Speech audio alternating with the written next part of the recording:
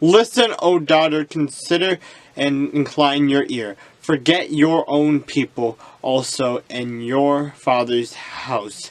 So the king will greatly desire your beauty, because he is your Lord. Worship him, and the daughter of Tyre will come with a gift. The rich among the people will seek your favor. The royal daughter is all glorious within the palace. Her clothing is woven with gold. She shall be brought to the king in robes of many colors. The virgins, her companions who follow her, shall be brought to you. With gladness and rejoicing they shall be brought. They shall enter the king's palace. Instead of your fathers shall be your sons, whom you shall make princes in all the earth.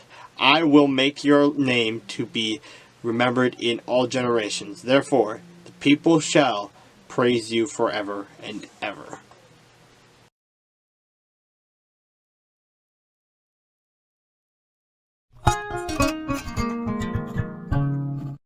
Now there was no bread in all the land, for the famine was very severe, so that the land of Egypt and the land of Canaan languished because of the famine. And Joseph gathered up all the money that was found in the land of Egypt and in the land of Canaan for the grain which they brought.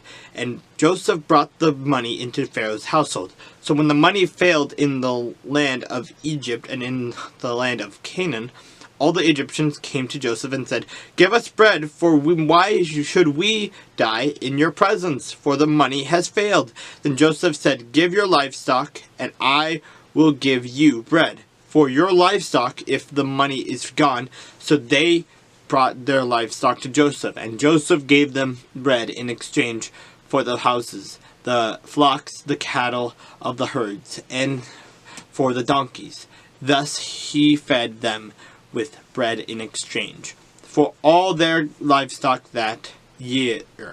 When that year had ended, they came to him the next year and said to him, "We will not hide from my lord that our money is gone. My lord also has our herds of livestock. There is nothing left in the sight of my lord but our bodies and our lands.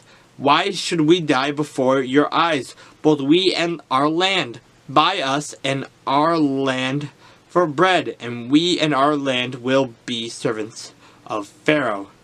Give us seed, and we may live and not die, that the land may not be desolate." Then Joseph brought all the land of Egypt for Pharaoh, for every man of the Egyptians sold his field, because the famine was severe upon them. So the land became Pharaoh's. And as for the people, he moved them into the cities, from one end of the borders of Egypt to the other end. Only the land of the priests he did not move by, for the priests had rations allotted to them by Pharaoh, and they ate the rations which Pharaoh gave them. Therefore they did not sell their lands. Then Joseph said to the people, "Indeed, I have bought you and your land this day for Pharaoh. Look, here is seed for you, and you shall sow the land, and it shall come to pass in the harvest that you shall give 1/5 to Pharaoh. 4/5 shall be your own as seed for the field, and for your food for those of your households, and as food for your little ones." So they said, "You have saved our lives. Let us find favor in the sight of my lord, and we will be Pharaoh's servants." And Joseph made it a law over the land of Egypt to this day that Pharaoh should have 1/5, except for the land of the priests only, which did not become Pharaoh's. So Israel dwelt in the land of Egypt, in the country of Goshen, and they had possessions there, and grew and multiplied exceedingly. And Jacob lived in the land of Egypt 17 years. So the length of Jacob's life was 147 years.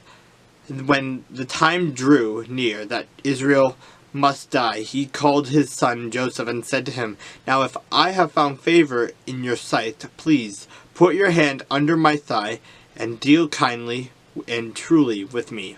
Please do not bury me in Egypt, but let me lie with my fathers. You shall carry me out of the Egypt and bury me into their burial place. And he said, I will do as you have said. Then he said, swear to me. And he swore to him. So Israel bowed himself on the head of the bed.